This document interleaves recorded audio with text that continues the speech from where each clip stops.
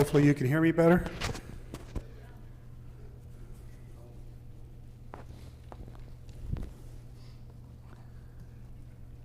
This was the verse that we were looking at, and I'll just read it briefly. From there, I put in parentheses Shechem to remind us where we were at. From there, he went on towards the hills east of Bethel and pitched his tent, with Bethel on the west and Hai on the east. There he built an altar to the Lord and called on the name of the Lord. So that's our verse for this morning. We went over this slide that I call it my cartoon, and we talked about the biblical requirements for the geography of Bethel, Ai, and then I threw in Beth Aven because in the book of Joshua, Beth Aven is tied closely to both Bethel and Ai, even though Beth Aven isn't mentioned here in Genesis. While we were driving home last Sunday after services, my wife suggested that I take this graphic, this cartoon I made, and I overlay it on the topographical slide that I showed you last week, which I'll show you on the next slide. So I did do that. This is the topographical slide that it took me a long time to find a topographical map of this area, but I finally did find one. That is the topographical map, and when you overlay it with my cartoon, this is what you come up with. If you notice, Bethel lies right on the modern-day city of El Berea. Beth Aven lies right over the city of Bethtain, and Ai lies right over the modern-day city of Khirbet El Makatar. Off to the far right is Et Tel, which was the original proposed site for Ai, and where I have Beth Aven right now, the modern-day city of Bethtain was the original proposed site for Bethel. So everything got slid a little bit to the east with the new recognitions. Note the hills that Abraham stayed on. The Bible says plural hills. I drew plural hills, and there are hills in each of those sites. I'm a little bit off on the ambush site. It's a little bit further to the west than I drew there. Also note the hill north of Ai. That's the hill where Joshua had his main force, and you can see the valley in between that hill and Ai where the army came down. The folks at Ai ran out, chased them back up the hill, and then the folks at the ambush site came in and wiped out the city of Ai. So, these new proposed sites fit the biblical requirements to a T. Any questions on that?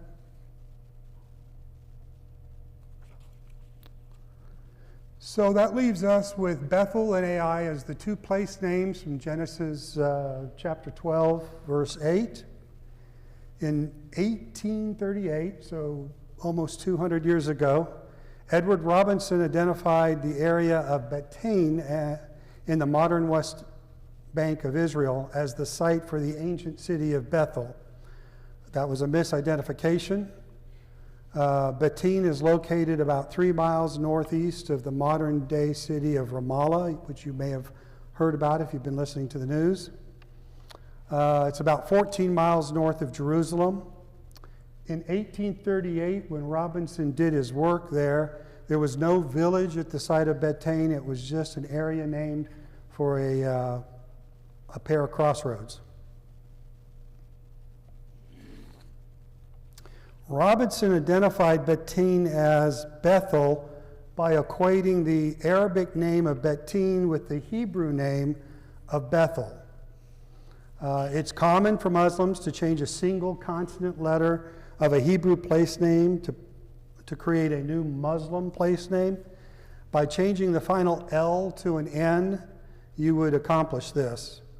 What Robinson failed to recognize or to even consider is that you could do the same thing with Bethaven, remove the consonant V from Bethaven, and you could also derive Bethane from doing that. As I had previously stated, Bethane is the newly proposed site for Bethaven, not Bethel, as proposed by Robinson. The only other evidence cited by Robinson for the identification of Bethane as Bethel was that the distance of Bethane from Jerusalem was approximately 12 Roman miles. Now, a Roman mile is a little bit shorter than a modern-day English mile, so keep that in mind. He measured the distance,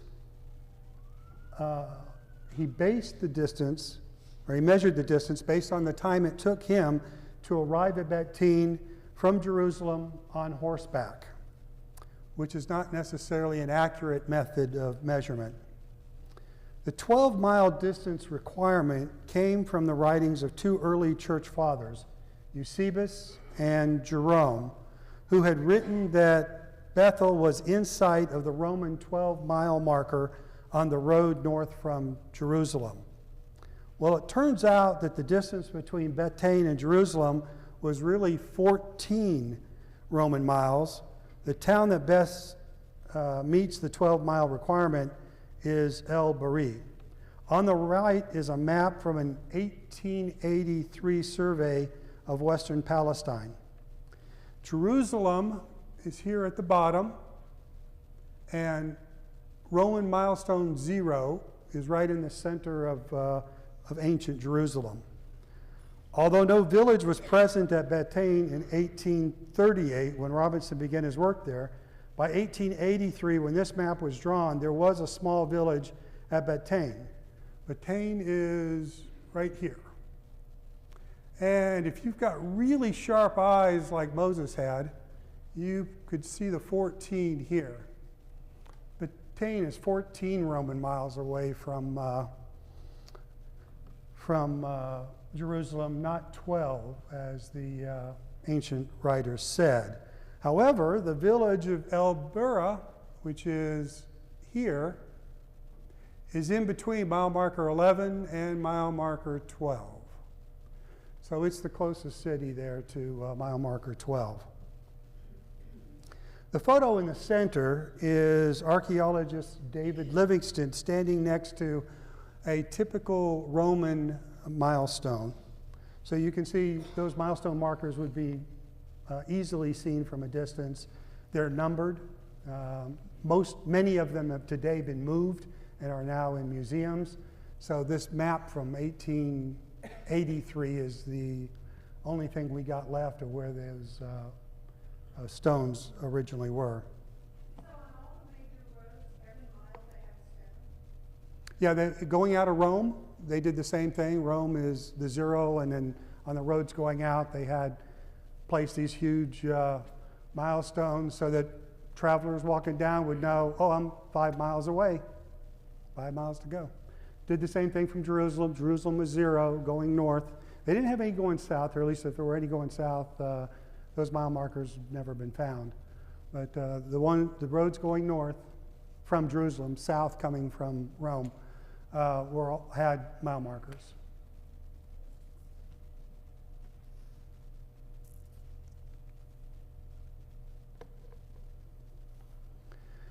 In correspondence with other archaeologists, Robinson stated that there was no archaeological proof, no inscriptions, or anything at Bethane that specifically confirmed that Bethane was Bethel.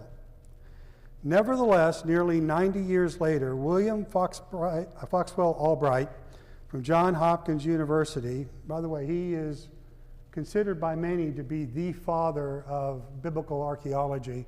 He's well respected, well, he died, but he's well respected, and basically, if he said it, it was gospel, everyone believed it.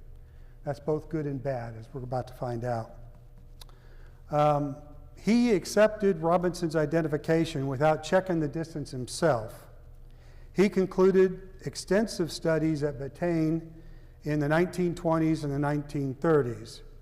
Because the destruction levels found by Wright at Bethane did not match the biblical timelines for the Exodus, Wright became an early opponent of the biblical timeline, and he proposed a 13th century BC timeline for the Exodus instead.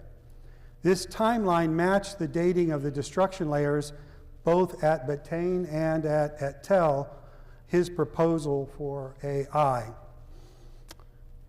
His timeline was accepted by many as gospel. And if you do a Google search today on the Exodus timeline, the very first entry would say the Israelis exited Egypt in the 13th century, somewhere around 1250 BC. And then a little bit later it'll go, oh, by the way, some people are opposing that now, and the biblical timeline says 1446. So even today, and if you go do Google searches or search online encyclopedias, Albright's timeline is still being used by most people. However, this timeline was based on the misidentification of Bethane as Bethel.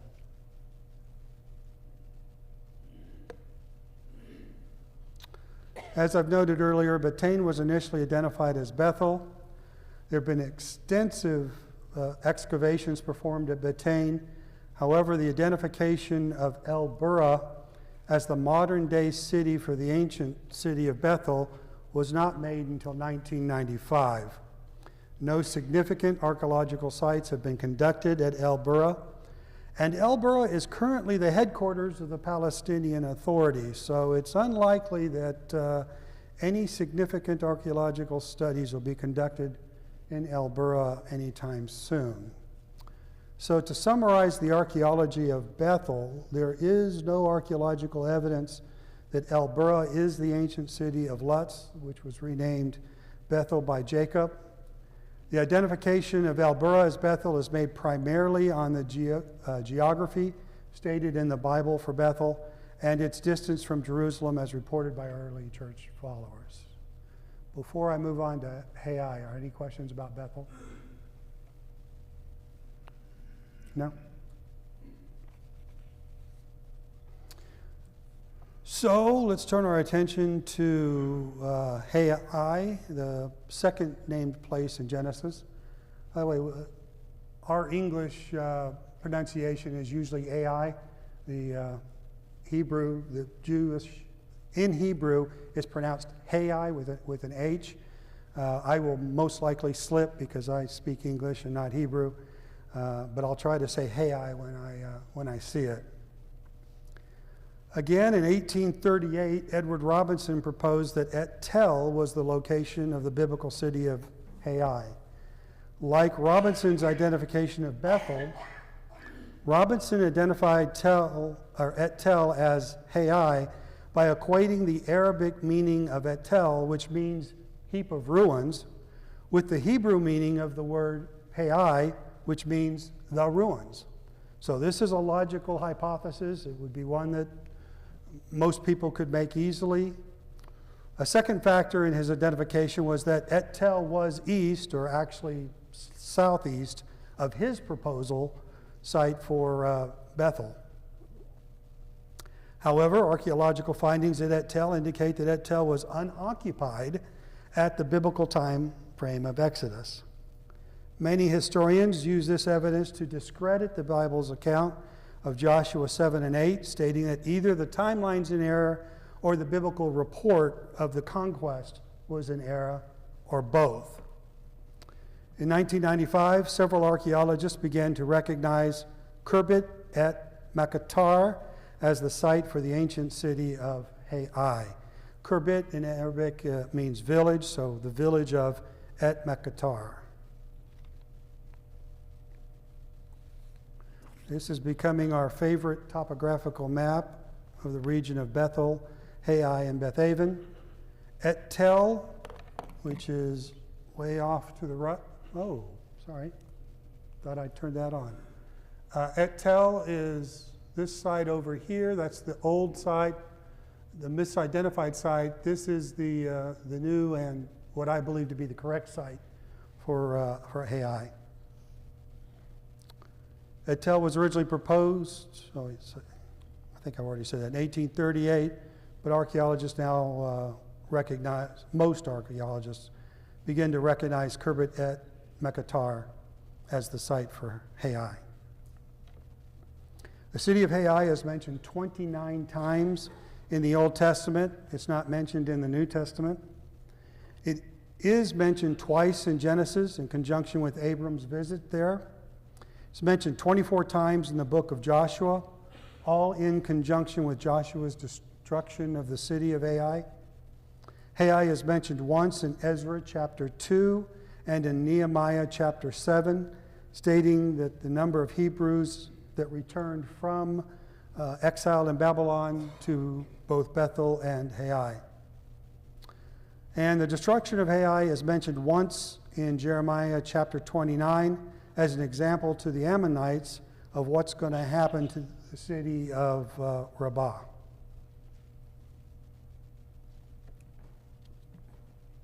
So this is what we know about the history of Ai. While archaeological studies have been ongoing since 2000, they have been insufficient to date the founding of the city.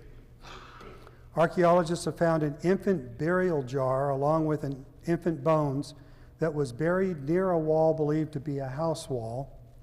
The pottery jar dates to between 1900 and 1850 BC, suggesting that the site was occupied at the time of Abram's visit. Archaeologists have found evidence suggesting that by 1800 BC, Ai was a thriving village without a city wall. Significant pottery dating to this time period was discovered at the site. By 1450 BC, a small city fortress, about 3 acres in size, existed at the site. The walls were fortified and were about 12 feet thick. A gate existed at the north side of the fortress. Significant pottery sherds have been found dating to this period. Also found at this layer were 2 Egyptian scarabs dating back to Pharaoh Amenhotep II, which is around 1455 to 1418 BC. A destruction by fire layer was found as well. The sites appear to have been abandoned for over 1,000 years after this destruction.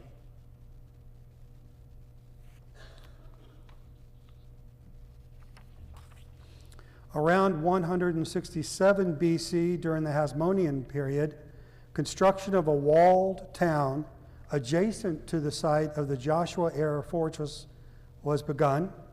This structure existed at the time of Jesus and lasted until 69 AD during the Roman-Jewish War.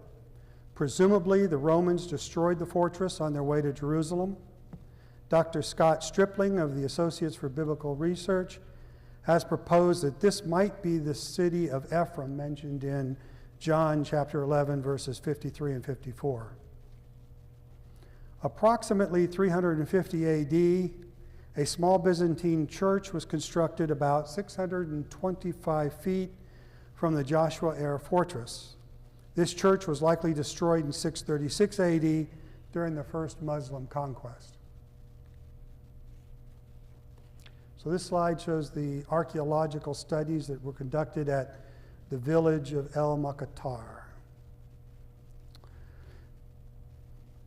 Khirbet El Mekatar did not receive any archaeological attention until the 20th century. The site was noted in a survey taken in 1981 by the Archaeological Survey of the Hill Country of Benjamin. This survey noted remains of a Byzantine church on the summit of the hill, a Hasmonean-era building complex about 200 yards from the church remains, and the Joshua-era fortress ruins in between the two. Salvage expeditions were conducted by the Associates for Biblical Research, led by Bryant G. Wood between 1995 and 2000. These salvage operations were focused on the fortress. They were able to date the fortress to the Joshua era based on pottery and coins. The fortress had evidence of being destroyed by fire. The walls of the fortress were found to be 13 feet thick. A two-chambered gate was found in the north wall. A number of chambers of a gate kind of indicate the time period of the gate. Back in Solomon's era, there were 6-chambered gates. This one had a 2-chambered gate. An infant burial jar was found inside and under the fortress. The burial jar was dated about 300 years before the fortress was constructed.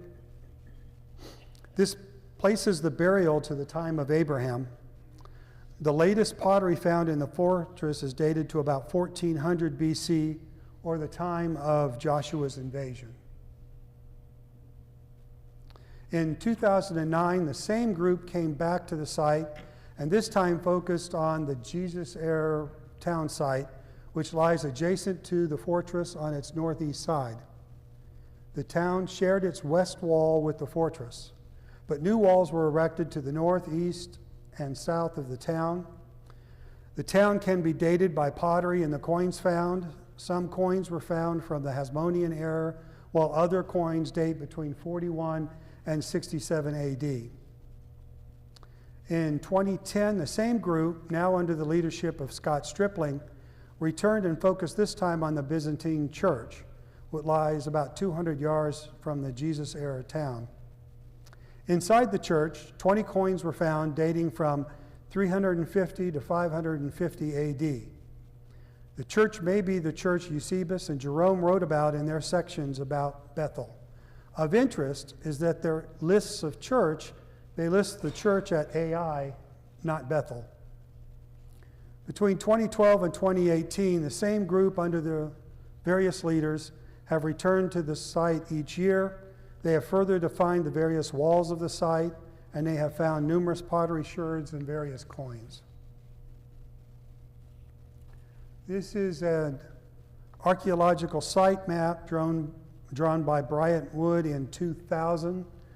This site map contains the Joshua era fortress, but not the Byzantine church or the Jesus era town. At the north end of the map is a two-chambered gate complex here. Remnants of a wall 13 feet circled the fortress. At the south end was a signal tower here. By the way, this is on a hill overseeing Jerusalem. If you stand on the hill on a clear day, you can clearly see right down into Jerusalem. So it's been postulated that this was a northern outpost of Jerusalem to help warn Jerusalem of any attack coming from the north. So that signal tower would have been significant.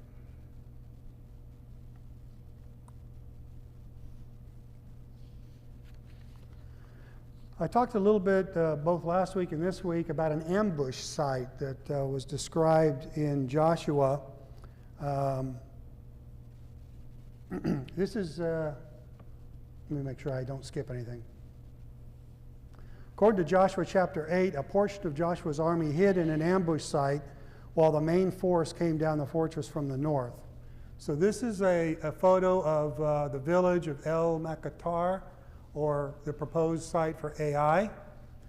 You can see this valley, or what's called a wadi in that area, is where Scott Stripling proposes that the ambush held. What you can't see is that this picture is taken from the north looking south. Jerusalem is in the distance. El Makatar is here. The hill that Joshua is standing on with his main force is off to the left. It's off out here somewhere. So the men from Ai ran out of the fortress, and the 3,000 or so men that they had hidden in this wadi or valley up here would have run up in here, taken the town, and when the army from the town noticed that their city was on fire, they surrendered and gave up.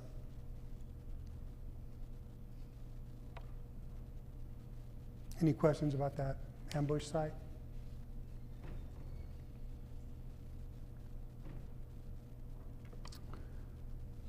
So the archaeology sites for both Bethel and Ai have been misidentified for about 150 years. Archaeological findings at those two misidentified sites did not match biblical events, resulting in numerous critical statements regarding the accuracy of the Bible and the biblical timeline. However, in 1995, new sites were proposed by archaeologists Wood, Livingston, and others for both Bethel and Ai.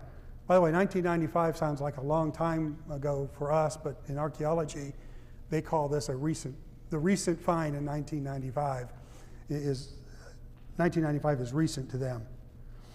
The new site for Bethel is the modern city of El Burra, which is heavily populated and is the headquarters of the Palestinian Authority. Serious archaeological excavations are not expected anytime soon. However, the new site for Ai, which is Khirbet El Makatar, has been excavated for 15 seasons now. Archaeological findings indicate that this site meets all biblical requirements for Ai and supports both the events described in the destruction of Ai and the biblical timeline. Any questions? This would be a good place to stop, but I think we got about another 10, 12 minutes or so. So I'm going to move on to the next.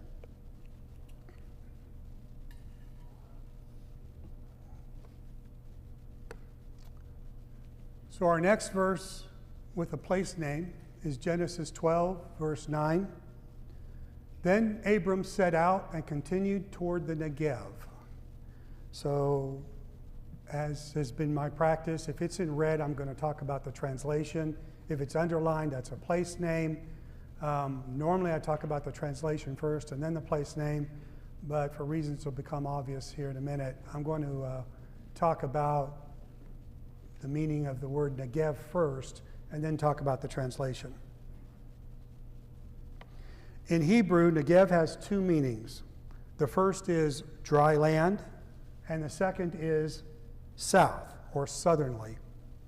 In the case of Genesis 12:9, this is a double entendre, which means there are two meanings and both of them apply. The region that we call today the Negev is both dry and it is both in the south of Israel. However, the region we call today the Negev wasn't called that before the 1890s, when an agreement between the Egyptians and the Ottoman Empire used that term to refer to their mutual border.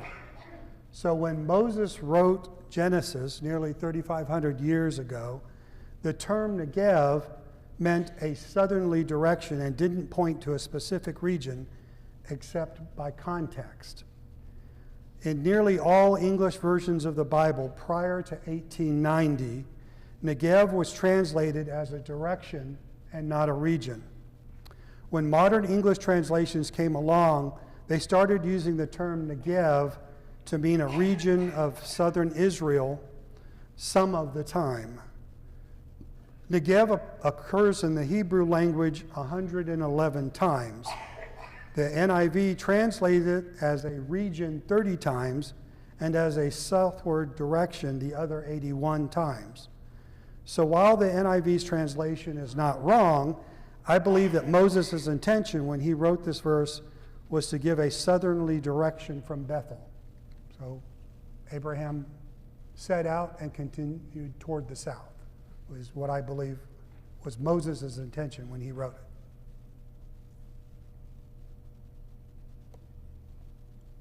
This is a map of what we call today the Negev. It is in the shape of an inverted triangle.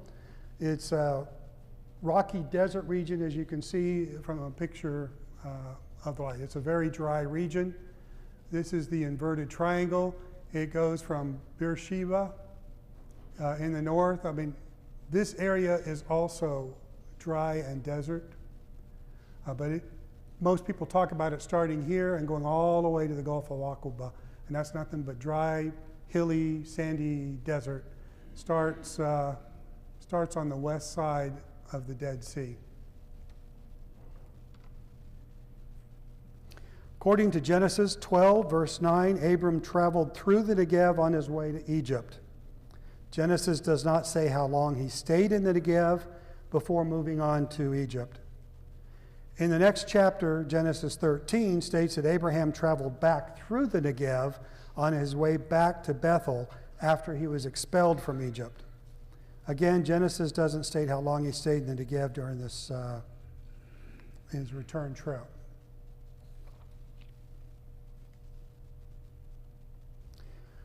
This concludes chapter 12 of Genesis, and we will now move on to chapter 13. This is verse 10. It's the first place that has place names in it. Lot looked around and saw that the whole plain of Jordan. Let me back up before. Let me explain what the context here is.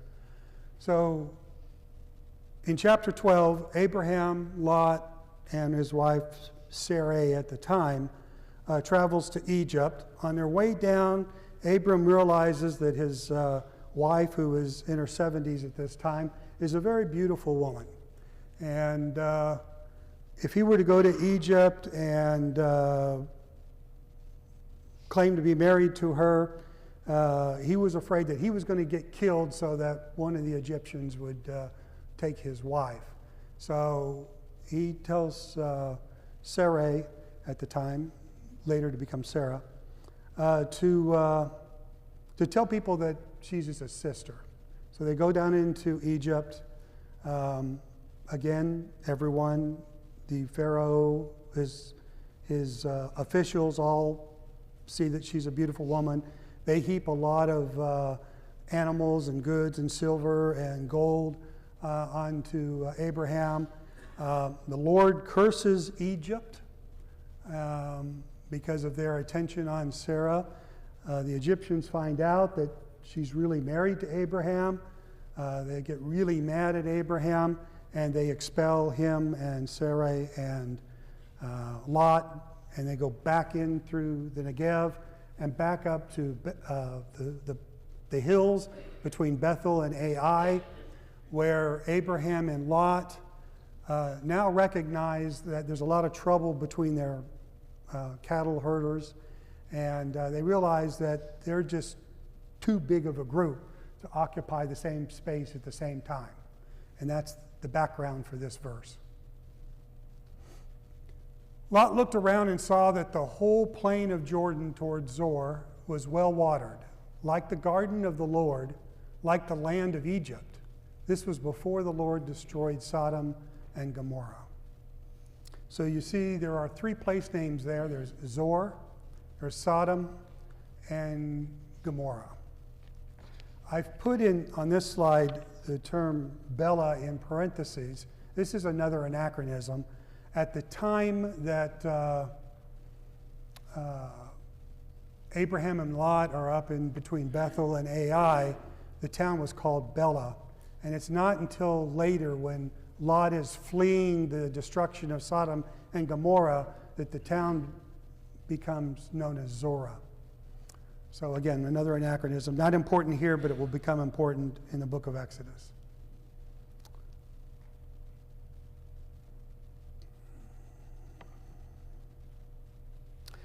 Alternative archaeological sites have been proposed for Sodom and Gomorrah, and we'll talk about them in a few slides. Before we talk about the archaeology sites for Zoar, Sodom, and Gomorrah, we need to look elsewhere in the Bible to see if there are any clues to their location. The city of Zoar is mentioned 9 times, Sodom is mentioned 47 times, Gomorrah is mentioned 24 times in the Bible. Geographical information can be gleaned from Genesis chapters 13, 14, and 19, as well as Deuteronomy chapter 34. From Genesis chapter 14, we find that there are 5 so-called cities of the plain, also called the Valley of Siddim. And it's also called the Dead Sea Valley. In Hebrew, Siddim means plain. So what you have there is the Valley of Plain, or the Plain of Siddim, or whatever combination you want there. A flat place. In addition to the cities of Zorah, Sodom, and Gomorrah, which we see from Genesis chapter 13, chapter 14 adds 2 more cities, Admah and Zeboim, as noted in the slide.